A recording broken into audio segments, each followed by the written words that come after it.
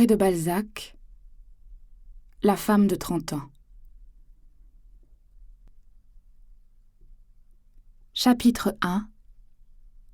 Première faute. Au commencement du mois d'avril 1813, il y eut un dimanche dont la matinée promettait un de ces beaux jours où les Parisiens voient pour la première fois de l'année leurs pavés sans boue et leur ciel sans nuages. Avant midi, un cabriolet à pompe attelé de 2 chevaux fringants déboucha dans la rue de Rivoli par la rue Castiglione et s'arrêta derrière plusieurs équipages stationnés à la grille nouvellement ouverte au milieu de la terrasse des Feuillants. Cette leste voiture était conduite par un homme en apparence soucieux et maladif. Des cheveux grisonnants couvraient à peine son crâne jaune et le faisaient vieux avant le temps. Il jeta les rênes au laquais à cheval qui suivait sa voiture et descendit pour prendre dans ses bras une jeune fille dont la beauté mignonne attira l'attention des oisifs en promenade sur la terrasse. La petite personne se laissa complaisamment saisir par la taille quand elle fut debout sur le bord de la voiture et passa ses bras autour du cou de son guide, qui la posa sur le trottoir sans avoir chiffonné la garniture de sa robe en reps vert. Un amant n'aurait pas eu tant de soin. L'inconnu devait être le père de cet enfant qui, sans le remercier, lui prit familièrement le bras et l'entraîna brusquement dans le jardin. Le vieux père remarqua les regards émerveillés de quelques jeunes gens, et la tristesse empreinte sur son visage s'effaça pour un moment.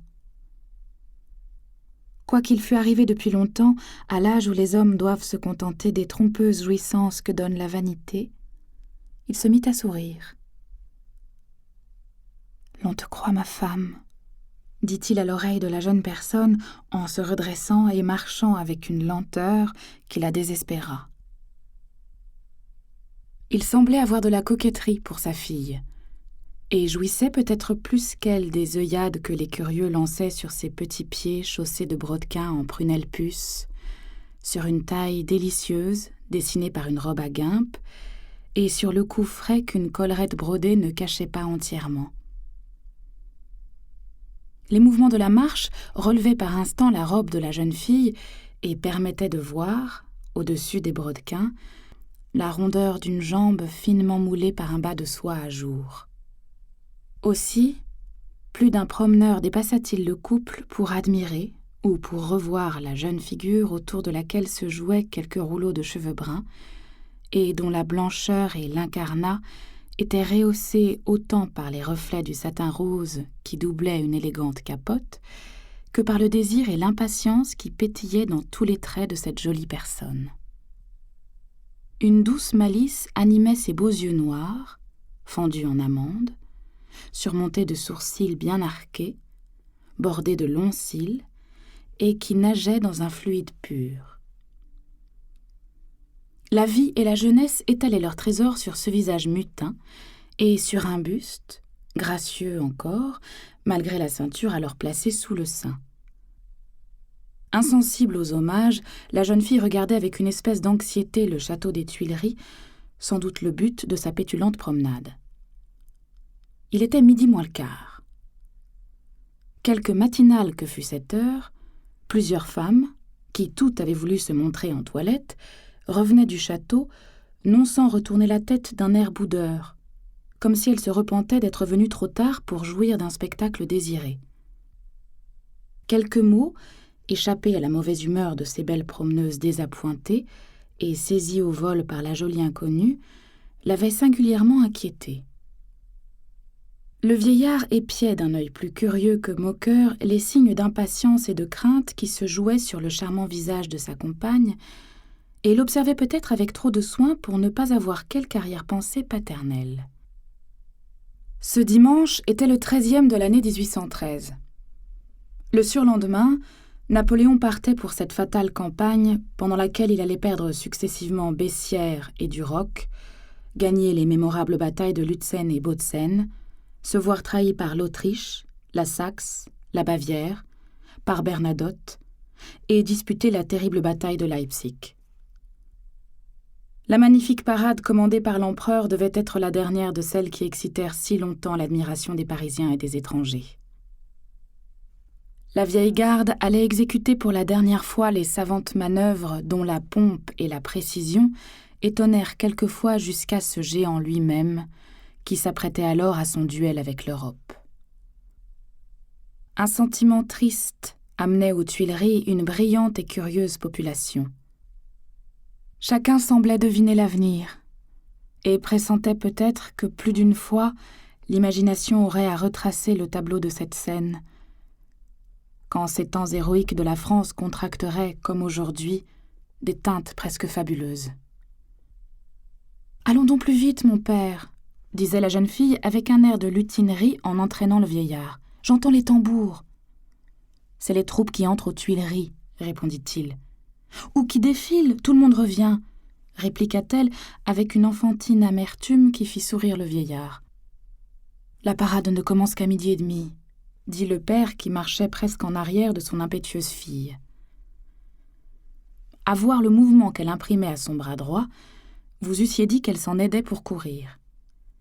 Sa petite main, bien gantée, froissait impatiemment un mouchoir et ressemblait à la rame d'une barque qui fend les ondes. Le vieillard souriait par moments, mais parfois aussi des expressions soucieuses attristaient passagèrement sa figure desséchée.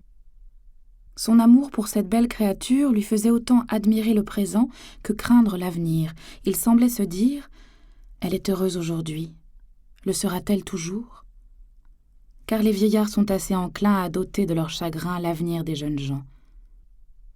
Quand le père et la fille arrivèrent sous le péristyle du pavillon au sommet duquel flottait le drapeau tricolore, et par où les promeneurs vont et viennent du jardin des Tuileries dans le carrousel, les factionnaires leur crièrent d'une voix grave « On ne passe plus !» L'enfant se haussa sur la pointe des pieds et put entrevoir une foule de femmes parées qui encombraient les deux côtés de la vieille arcade en marbre par où l'empereur devait sortir. « Tu le vois bien, mon père, nous sommes partis trop tard. » Sa petite moue chagrine trahissait l'importance qu'elle avait mise à se trouver à cette revue.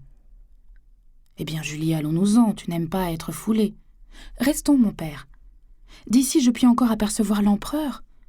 S'il périssait pendant la campagne, je ne l'aurais jamais vu. » Le père tressaillit en entendant ces égoïstes paroles. Sa fille avait des larmes dans la voix. Il la regarda et crut remarquer sous ses paupières abaissées quelques pleurs, causés moins par le dépit que par un de ces premiers chagrins dont le secret est facile à deviner pour un vieux père. Tout à coup, Julie rougit et jeta une exclamation dont le sens ne fut compris ni par les sentinelles ni par le vieillard.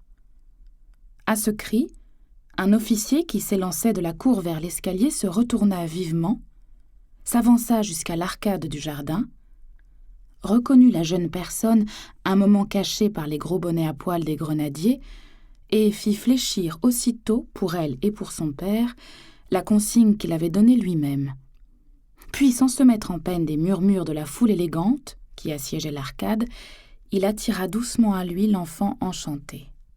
« Je ne m'étonne plus de sa colère ni de son empressement puisque tu étais de service, » dit le vieillard à l'officier d'un air aussi sérieux que railleur. « Monsieur le duc, » répondit le jeune homme, « si vous voulez être bien placé, ne nous amusons point à causer. L'empereur n'aime pas à attendre et je suis chargé par le maréchal d'aller l'avertir. » Tout en parlant, il avait pris, avec une sorte de familiarité, le bras de Julie et l'entraînait rapidement vers le carrousel. Julie aperçut avec étonnement une foule immense qui se pressait dans le petit espace compris entre les murailles grises du palais et les bornes réunies par des chaînes qui dessinent de grands carrés sablés au milieu de la cour des Tuileries.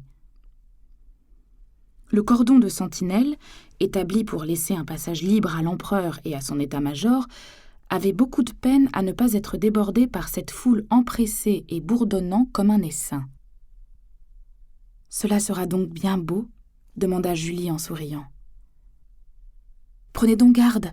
s'écria l'officier qui saisit Julie par la taille et la souleva avec autant de vigueur que de rapidité pour la transporter près d'une colonne. Sans ce brusque enlèvement, Sa curieuse parente allait être froissée par la croupe du cheval blanc, harnaché d'une selle en velours vert et or, que le mameluc de Napoléon tenait par la bride, presque sous l'arcade, à 10 pas en arrière de tous les chevaux qui attendaient les grands officiers, compagnons de l'empereur. Le jeune homme plaça le père et la fille près de la première borne de droite, devant la foule, et les recommanda par un signe de tête aux 2 vieux grenadiers entre lesquels ils se trouvèrent. Quand l'officier revint au palais, un air de bonheur et de joie avait succédé sur sa figure au subit effroi que la reculade du cheval y avait imprimé. Julie lui avait serré mystérieusement la main, soit pour le remercier du petit service qu'il venait de lui rendre, soit pour lui dire « Enfin, je vais donc vous voir ». Elle inclina même doucement la tête en réponse au salut respectueux que l'officier lui fit, ainsi qu'à son père, avant de disparaître avec prestesse. Le vieillard, qui semblait avoir exprès laissé les 2 jeunes gens ensemble, restait dans une attitude grave, un peu en arrière de sa fille, mais il l'observait à la dérobée et tâchait de lui inspirer une fausse sécurité en paraissant absorbé dans la contemplation du magnifique spectacle qu'offrait le carrousel. Quand Julie reporta sur son père le regard d'un écolier inquiet de son maître, le vieillard lui répondit même par un sourire de gaieté bienveillante. Mais son œil perçant avait suivi l'officier jusque sous l'arcade, et aucun événement de cette scène rapide ne lui avait échappé. « Quel beau spectacle !» dit Julie à voix basse en pressant la main de son père. L'aspect pittoresque et grandiose que présentait en ce moment le carrousel faisait prononcer cette exclamation par des milliers de spectateurs dont toutes les figures étaient béantes d'admiration. Une autre rangée de monde, tout aussi pressée que celle où le vieillard et sa fille se tenaient, occupait sur une ligne parallèle au château l'espace étroit et pavé qui longe la grille du carrousel. Cette foule achevait de dessiner fortement, par la variété des toilettes de femmes, l'immense carré long que forment les bâtiments des Tuileries et cette grille alors nouvellement posée. Les régiments de la vieille garde, qui allaient être passés en revue, remplissaient ce vaste terrain, où il figurait en face du palais d'imposantes lignes bleues de 10 rangs de profondeur. Au-delà de l'enceinte, et dans le carrousel, se trouvaient, sur d'autres lignes parallèles, plusieurs régiments d'infanterie et de cavalerie prêts à défiler sous l'arc triomphal qui orne le milieu de la grille, et sur le faîte duquel se voyaient, à cette époque, les magnifiques chevaux de Venise. La musique des régiments, placés au bas des galeries du Louvre, était masquée par les lanciers polonais de service. Une grande partie du carré sablé restait vide, comme une arène préparée par les mouvements de ces corps silencieux dont les masses, disposées avec la symétrie de l'art militaire, réfléchissaient les rayons du soleil dans les feux triangulaires de 10 000 baïonnettes. L'air, en agitant les plumets des soldats, les faisait ondoyer comme les arbres d'une forêt courbée sous un vent impétueux. Ces vieilles bandes, muettes et brillantes, offraient 1000 contrastes de couleurs dus à la diversité des uniformes, des parements, des armes et des aiguillettes. Cet immense tableau, miniature d'un champ de bataille avant le combat, était poétiquement encadré, avec tous ses accessoires et ses accidents bizarres, par les hauts bâtiments majestueux dont l'immobilité semblait imitée par les chefs et les soldats. Le spectateur comparait involontairement ces murs d'hommes à ces murs de pierre. Le soleil du printemps, qui jetait profusément sa lumière sur les murs blancs bâtis de la veille et sur les murs séculaires, éclairait pleinement ces innombrables figures basanées, qui toutes racontaient des périls passés et attendaient gravement les périls à venir. Les colonels de chaque régiment allaient et venaient seuls devant les fronts que formaient ces hommes héroïques. Puis, derrière les masses de ces troupes bariolées d'argent, d'azur, de pourpre et d'or, les curieux pouvaient apercevoir les banderoles tricolores attachées aux lances de 6 infatigables cavaliers polonais qui, semblables aux chiens conduisant un troupeau le long d'un champ, voltigeaient sans cesse entre les troupes et les curieux pour empêcher ces derniers de dépasser le petit espace de terrain qui leur était concédé auprès de la grille impériale. À ces mouvements près, On aurait pu se croire dans le palais de la Belle au bois dormant. La brise du printemps, qui passait sur les bonnets à longs poils des grenadiers, attestait l'immobilité des soldats, de même que le sourd murmure de la foule accusait leur silence. Parfois seulement, le retentissement d'un chapeau chinois ou quelques légers coups frappés par inadvertance sur une grosse caisse et répétés par les échos du palais impérial ressemblaient à ces coups de tonnerre lointains qui annoncent un orage. Un enthousiasme indescriptible éclatait dans l'attente de la multitude. La France allait faire ses adieux à Napoléon, à la veille d'une campagne dont les dangers étaient prévus par le moindre citoyen. Il s'agissait cette fois, pour l'Empire français, d'être ou de ne pas être. Cette pensée semblait animer la population citadine et la population armée qui se pressaient, également silencieuses, dans l'enceinte où planaient l'aigle et le génie de Napoléon. Ces soldats, espoir de la France, ces soldats, sa dernière goutte de sang, entraient aussi pour beaucoup dans l'inquiète curiosité des spectateurs. Entre la plupart des assistants et des militaires, il se disait des adieux peut-être éternels, mais tous les cœurs, même les plus hostiles à l'empereur, adressaient au ciel des vœux ardents pour la gloire de la patrie. Les hommes les plus fatigués de la lutte commencée entre l'Europe et la France avaient tous déposé leur haine en passant sous l'arc de triomphe, comprenant qu'au jour du danger, Napoléon était toute la France. L'horloge du château sonna une demi-heure. En ce moment, les bourdonnements de la foule cessèrent et le silence devint si profond que l'on eût entendu la parole d'un enfant. Le vieillard et sa fille, qui semblaient ne vivre que par les yeux, distinguèrent alors un bruit d'éperon et un cliquetis d'épée qui retentirent sous le sonore péristyle du château. Un petit homme assez gras, vêtu d'un uniforme vert, d'une culotte blanche et chaussé de bottes à l'écuyère, parut tout à coup en gardant sur sa tête un chapeau à 3 cornes, aussi prestigieux que l'homme lui-même. Le large ruban de la Légion d'honneur flottait sur sa poitrine, une petite épée était à son côté. L'homme fut aperçu par tous les yeux à la fois, de tous les points de la place. Aussitôt, les tambours battirent au chant, les 2 orchestres débutèrent par une phrase dont l'expression guerrière fut répétée sur tous les instruments, depuis la plus douce des flûtes jusqu'à la grosse caisse.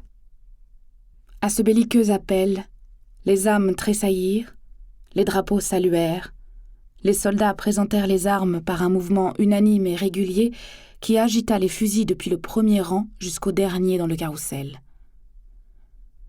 Des mots de commandement s'élancèrent de rang en rang comme des échos. Des cris de « Vive l'empereur » furent poussés par la multitude enthousiasmée. Enfin, tout frissonna, tout remua, tout s'ébranla. Napoléon était monté à cheval. Ce mouvement avait imprimé la vie à ces masses silencieuses, avait donné une voix aux instruments, un élan aux aigles et aux drapeaux, une émotion à toutes les figures. Les murs des hautes galeries de ce vieux palais semblaient crier aussi « Vive l'empereur !» Ce ne fut pas quelque chose d'humain, ce fut une magie, un simulacre de la puissance divine, ou mieux, une fugitive image de ce règne si fugitif. L'homme entouré de tant d'amour, d'enthousiasme, de dévouement, de vœux, pour qui le soleil avait chassé les nuages du ciel, resta sur son cheval, à 3 pas en avant du petit escadron doré qui le suivait, ayant le grand maréchal à sa gauche, le maréchal de service à sa droite. Au sein de tant d'émotions excitées par lui, aucun trait de son visage ne parut s'émouvoir. Ah, mon Dieu, oui. À Wagram au milieu du feu, à la Moskova parmi les morts, il est toujours tranquille comme Baptiste, lui. Cette réponse à de nombreuses interrogations était faite par le grenadier qui se trouvait auprès de la jeune fille. Julie fut pendant un moment absorbée par la contemplation de cette figure dont le calme indiquait une si grande sécurité de puissance. L'empereur aperçut mademoiselle de Châtillonnay et se pencha vers Duroc pour lui dire une phrase courte qui fit sourire le grand maréchal. Les manœuvres commencèrent. Si jusqu'alors la jeune personne avait partagé son attention entre la figure impassible de Napoléon et les lignes bleues, vertes et rouges des troupes, en ce moment elle s'occupa presque exclusivement, au milieu des mouvements rapides et réguliers exécutés par ces vieux soldats, d'un jeune officier qui courait à cheval parmi les lignes mouvantes et revenait avec une infatigable activité vers le groupe, à la tête duquel brillait le simple Napoléon. Cet officier montait un superbe cheval noir et se faisait distinguer, au sein de cette multitude chamarrée, par le bel uniforme bleu de ciel des officiers d'ordonnance de l'empereur. Ses broderies pétillaient si vivement au soleil, et l'aigrette de son shako étroit et long en recevait de si fortes lueurs, que les spectateurs durent le comparer à un feu follet, à une âme invisible, chargée par l'empereur d'animer, de conduire ses bataillons, dont les armes ondoyantes jetaient des flammes quand, sur un seul signe de ses yeux, ils se brisaient, se rassemblaient, tournoyaient comme les ondes d'un gouffre, ou passaient devant lui comme ces lames longues, droites et hautes que l'océan courroucé dirige sur ses rivages. Quand les manœuvres furent terminées, l'officier d'ordonnance accourut à bride abattue et s'arrêta devant l'empereur pour en attendre les ordres. En ce moment, il était à 20 pas de Julie, en face du groupe impérial, dans une attitude assez semblable à celle que Gérard a donnée au général Rapp dans le tableau de la bataille d'Austerlitz. Il fut permis alors à la jeune fille d'admirer son amant dans toute sa splendeur militaire. Le colonel Victor d'Aiglemont, à peine âgé de 30 ans, était grand, bien fait, svelte, et ses heureuses proportions ne ressortaient jamais mieux que quand il employait sa force à gouverner un cheval dont le dos élégant et souple paraissait plié sous lui. Sa figure mâle et brune possédait ce charme inexplicable qu'une parfaite régularité de traits communique à de jeunes visages. Son front était large et haut. Ses yeux de feu, ombragés de sourcils épais et bordés de longs cils, se dessinaient comme deux ovales blancs entre deux lignes noires. Son nez offrait la gracieuse courbure d'un bec d'aigle. La pourpre de ses lèvres était rehaussée par les sinuosités de l'inévitable moustache noire. Ses joues larges et fortement colorées offraient des tons bruns et jaunes qui dénotaient une vigueur extraordinaire. Sa figure, une de celles que la bravoure a marquées de son cachet, offrait le type que cherche aujourd'hui l'artiste quand il songe à représenter un des héros de la France impériale. Le cheval trempé de sueur et dont la tête agitée exprimait une extrême impatience, les deux pieds de devant écartés et arrêtés sur une même ligne sans que l'un dépassât l'autre, faisait flotter les longs crins de sa queue fournie, et son dévouement offrait une matérielle image de celui que son maître avait pour l'empereur. En voyant son amant si occupé de saisir les regards de Napoléon, Julie éprouva un moment de jalousie, en pensant qu'il ne l'avait pas encore regardée. Tout à coup, un mot est prononcé par le souverain. Victor presse les flancs de son cheval et part au galop. Mais l'ombre d'une borne projetée sur le sable effraie l'animal qui s'effarouche, recule, se dresse, et si brusquement que le cavalier semble en danger. Julie jette un cri, elle pâlit. Chacun la regarde avec curiosité, elle ne voit personne. Ses yeux sont attachés sur ce cheval trop fougueux que l'officier châtie tout en courant redire les ordres de Napoléon. Ces étourdissants tableaux absorbaient si bien Julie qu'à son insu, elle s'était cramponnée au bras de son père, à qui elle révélait involontairement ses pensées par la pression plus ou moins vive de ses doigts. Quand Victor fut sur le point d'être renversé par le cheval, elle s'accrocha plus violemment encore à son père, comme si elle-même eût été en danger de tomber.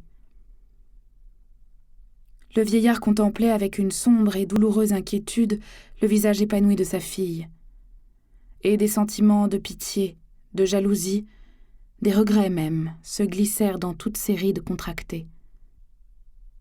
Mais quand l'éclat inaccoutumé des yeux de Julie, le cri qu'elle venait de pousser, et le mouvement convulsif de ses doigts achevèrent de lui dévoiler un amour secret, Certes, il dut avoir quelques tristes révélations de l'avenir, car sa figure offrit alors une expression sinistre. En ce moment, l'âme de Julie semblait avoir passé dans celle de l'officier. Une pensée plus cruelle que toutes celles qui avaient effrayé le vieillard crispa les traits de son visage souffrant quand il vit d'Aiglemont échangeant, en passant devant eux, un regard d'intelligence avec Julie, dont les yeux étaient humides et dont le teint avait contracté une vivacité extraordinaire. Il emmena brusquement sa fille dans le jardin des Tuileries. « Mais mon père, disait-elle, il y a encore sur la place du Carrousel des régiments qui vont manœuvrer. »« Non, mon enfant, toutes les troupes défilent. »« Je pense, mon père, que vous vous trompez. Monsieur d'Aiglemont a dû les faire avancer. Mais ma fille, je souffre et ne veux pas rester. » Julie n'eut pas de peine à croire son père quand elle eut jeté les yeux sur ce visage auquel de paternelles inquiétudes donnaient un air abattu. « Souffrez-vous beaucoup ?» demanda-t-elle avec indifférence tant elle était préoccupée. « Chaque jour n'est-il pas un jour de grâce pour moi ?» répondit le vieillard. « Vous allez donc encore m'affliger en me parlant de votre mort. J'étais si gaie. Voulez-vous bien chasser vos vilaines idées noires ?»« Oh !» s'écria le père en poussant un sourire. « Enfant gâté. Les meilleurs cœurs sont quelquefois bien cruels. Vous consacrez notre vie. Ne pensez qu'à vous. Préparez votre bien-être. Sacrifiez nos goûts à vos fantaisies. Vous adorez. Vous donnez même notre sang. Ce n'est donc rien. Hélas, oui, vous acceptez tout avec insouciance. Pour toujours obtenir vos sourires et votre dédaigneux amour, il faudrait avoir la puissance de Dieu. Puis enfin, un autre arrive. Un amant. Un mari nous ravisse vos cœurs. » Julie, étonnée, regarda son père qui marchait lentement et qui jetait sur elle des regards sans lueur. « Vous vous cachez même de nous, reprit-il, mais peut-être aussi de vous-même. »« Que dites-vous donc, mon père ? » ?»« Je pense, Julie, que vous avez des secrets pour moi. »« Tu aimes !» reprit vivement le vieillard en s'apercevant que sa fille venait de rougir. « Ah, j'espérais te voir fidèle à ton vieux père jusqu'à sa mort. J'espérais te conserver près de moi, heureuse et brillante, t'admirer comme tu étais encore naguère.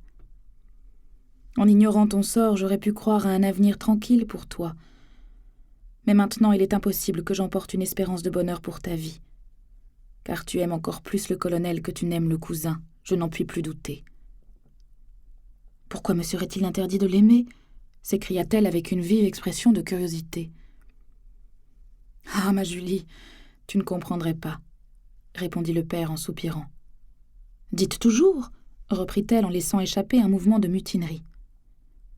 « Eh bien, mon enfant, écoute-moi. Les jeunes filles se créent souvent de nobles, de ravissantes images, des figures toutes idéales, et se forgent des idées chimériques sur les hommes, sur les sentiments, sur le monde. Puis elles attribuent innocemment à un caractère les perfections qu'elles ont rêvées et s'y confient. Elles aiment dans l'homme de leur choix cette créature imaginaire, mais plus tard, quand il n'est plus temps de s'affranchir du malheur, la trompeuse apparence qu'elles ont embellie, leur première idole enfin, se change en un squelette odieux.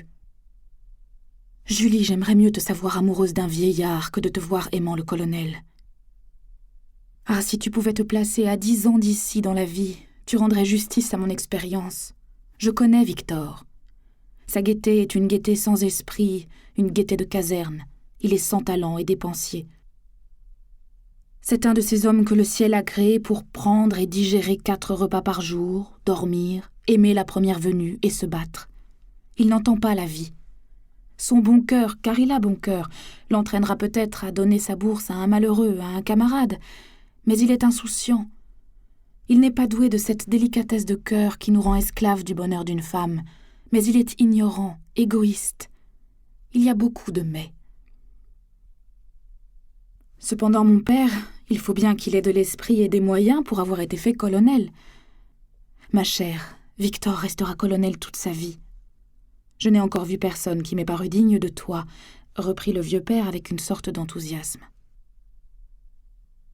Il s'arrêta un moment, contempla sa fille et ajouta « Mais ma pauvre Julie, tu es encore trop jeune, trop faible, trop délicate pour supporter les chagrins et les tracas du mariage. d'Aiglemont a été gâté par ses parents, de même que tu l'as été par ta mère et par moi. Comment espérer que vous pourrez vous entendre tous deux avec des volontés différentes dont les tyrannies seront inconciliables? Tu seras victime ou tyran. L'une ou l'autre alternative apporte une égale somme de malheur dans la vie d'une femme. Mais tu es douce et modeste, tu plieras d'abord. Enfin tu as, dit-il d'une voix altérée, une grâce de sentiment qui sera méconnue, et alors... Il n'acheva pas, les larmes le gagnèrent. Victor, reprit-il après une pause, blessera les naïves qualités de ta jeune âme. Je connais les militaires, ma Julie. J'ai vécu aux armées. Il est rare que le cœur de ces gens-là puisse triompher des habitudes produites ou par les malheurs au sein duquel ils vivent, ou par les hasards de leur vie aventurière. « Vous voulez donc, mon père, répliqua Julie d'un ton qui tenait le milieu entre le sérieux et la plaisanterie, contrarier mes sentiments, me marier pour vous et non pour moi. »« Te marier pour moi ?» s'écria le père avec un mouvement de surprise. « Pour moi, ma fille, de qui tu n'entendras bientôt plus la voix si amicalement grondeuse. J'ai toujours vu les enfants attribuant à un sentiment personnel les sacrifices que leur font les parents. Épouse Victor, ma Julie. Un jour tu déploreras amèrement sa nullité, son défaut d'ordre, son égoïsme, son indélicatesse, son ineptie en amour, et 1000 autres chagrins qui te viendront par lui. Alors souviens-toi que sous ces arbres, la voix prophétique de ton vieux père a retenti vainement à tes oreilles. » Le vieillard se tut. Il avait surpris sa fille agitant la tête d'une manière mutine. Tous deux firent quelques pas vers la grille où leur voiture était arrêtée. Pendant cette marche silencieuse, la jeune fille examina furtivement le visage de son père et quitta par degrés sa mine boudeuse. La profonde douleur gravée sur ce front penché vers la terre lui fit une vive impression. « Je vous promets, mon père, dit-elle d'une voix douce et altérée, de ne pas vous parler de Victor avant que vous ne soyez revenu de vos préventions contre lui. » Le vieillard regarda sa fille avec étonnement. 2 larmes qui roulaient dans ses yeux tombèrent le long de ses joues ridées. Il ne put embrasser Julie devant la foule qui les environnait, mais il lui pressa tendrement la main. Quand il remonta en voiture, toutes les pensées soucieuses qui s'étaient amassées sur son front avaient complètement disparu. L'attitude un peu triste de sa fille l'inquiétait alors bien moins que la joie innocente dont le secret avait échappé pendant la revue à Julie. Dans les premiers jours du mois de mars 1814, un peu moins d'1 an après cette revue de l'empereur, une calèche roulait sur la route d'Amboise à Tours. En quittant le dôme vert des noyers sous lesquels se cachait la poste de la Frière, cette voiture fut entraînée avec une telle rapidité qu'en un moment elle arriva au pont bâti sur la Cise, à l'embouchure de cette rivière dans la Loire, et s'y arrêta. Un trait venait de se briser par suite du mouvement impétueux que, sur l'ordre de son maître, un jeune postillon avait imprimé à 4 des plus vigoureux chevaux du relais. Ainsi, par un effet du hasard, les 2 personnes qui se trouvaient dans la calèche eurent le loisir de contempler à leur réveil un des plus beaux sites que puissent présenter les séduisantes rives de la Loire. À sa droite, le voyageur embrasse d'un regard toutes les sinuosités de la Cise, qui se roule comme un serpent argenté dans l'herbe des prairies auxquelles les premières pousses du printemps donnaient alors les couleurs de l'émeraude. À gauche, la Loire apparaît dans toute sa magnificence. Les innombrables facettes de quelques roulées, produites par une brise matinale un peu froide, réfléchissaient les scintillements du soleil sur les vastes nappes que déploie cette majestueuse rivière. Ça et là, des îles verdoyantes se succèdent dans l'étendue des eaux, comme les chatons d'un collier. De l'autre côté du fleuve, les plus belles campagnes de la Touraine déroulent leurs trésors à perte de vue. Dans le lointain, l'œil ne rencontre d'autres bornes que les collines du Cher, dont les cimes dessinaient en ce moment des lignes lumineuses sur le transparent azur du ciel. À travers le tendre feuillage des îles, au fond du tableau, Tours semble, comme Venise, sortir du sein des eaux. Les campaniles de sa vieille cathédrale s'élancent dans les airs, où ils se confondaient alors avec les créations fantastiques de quelques nuages blanchâtres. Au-delà du pont sur lequel la voiture était arrêtée, le voyageur aperçoit devant lui, le long de la Loire jusqu'à Tours, une chaîne de rochers qui, par une fantaisie de la nature, paraît avoir été posée pour encaisser le fleuve dont les flots minent incessamment la pierre, spectacle qui fait toujours l'étonnement du voyageur. Le village de Vouvray se trouve comme niché dans les gorges et les éboulements de ces roches, qui commencent à décrire un coude devant le pont de la Cise. Puis, de Vouvray jusqu'à Tours, les effrayantes anfractuosités de cette colline déchirée sont habitées par une population de vignerons. En plus d'un endroit, il existe 3 étages de maisons, creusés dans le roc et réunis par de dangereux escaliers taillés à même la pierre. Au sommet d'un toit, une jeune fille en jupon rouge court à son jardin. La fumée d'une cheminée s'élève entre les sarments et le pampre naissant d'une vigne. Des closiers labourent des champs perpendiculaires. Une vieille femme, tranquille sur un quartier de roches éboulées, tourne son rouet sous les fleurs d'un amandier et regarde passer les voyageurs à ses pieds en souriant de leur effroi. Elle ne s'inquiète pas plus des crevasses du sol que de la ruine pendante du vieux mur, dont les assises ne sont plus retenues que par les tortueuses racines d'un manteau de lierre. Aussi rien n'est-il comparable dans le cours de la Loire au riche panorama que la Touraine présente alors aux yeux du voyageur.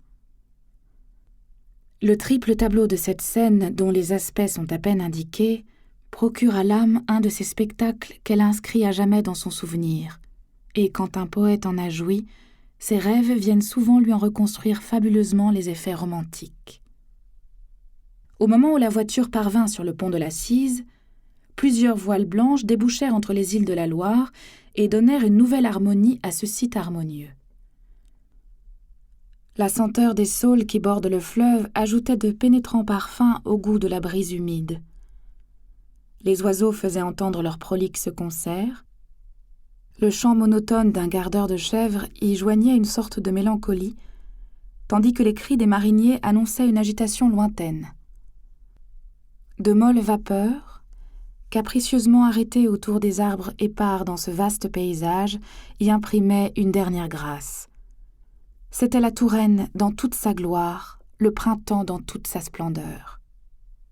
Cette partie de la France, la seule que les armées étrangères ne devaient point troubler, était en ce moment la seule qui fût tranquille, et l'on eût dit qu'elle défiait l'invasion. Une tête coiffée d'un bonnet de police se montra hors de la calèche aussitôt qu'elle ne roula plus. Bientôt un militaire impatient en ouvrit lui-même la portière et sauta sur la route comme pour aller quereller le postillon. L'intelligence avec laquelle ce tourangeau raccommodait le trait cassé rassura le colonel comte d'Aiglemont, qui revint vers la portière en étendant ses bras comme pour détirer ses muscles endormis. Il bâilla, regarda le paysage et posa la main sur le bras d'une jeune femme soigneusement enveloppée dans un vitchoura. « Tiens, Julie, lui dit-il d'une voix enrouée, réveille-toi donc pour examiner le pays, il est magnifique. » Julie avança la tête hors de la calèche. Un bonnet de martre lui servait de coiffure et les plis du manteau fourré dans lequel elle était enveloppée déguisaient si bien ses formes qu'on ne pouvait plus voir que sa figure. Julie d'Aiglemont ne ressemblait déjà plus à la jeune fille qui courait naguère avec joie et bonheur à la revue des Tuileries. Son visage, toujours délicat, était privé des couleurs roses qui jadis lui donnaient un si riche éclat.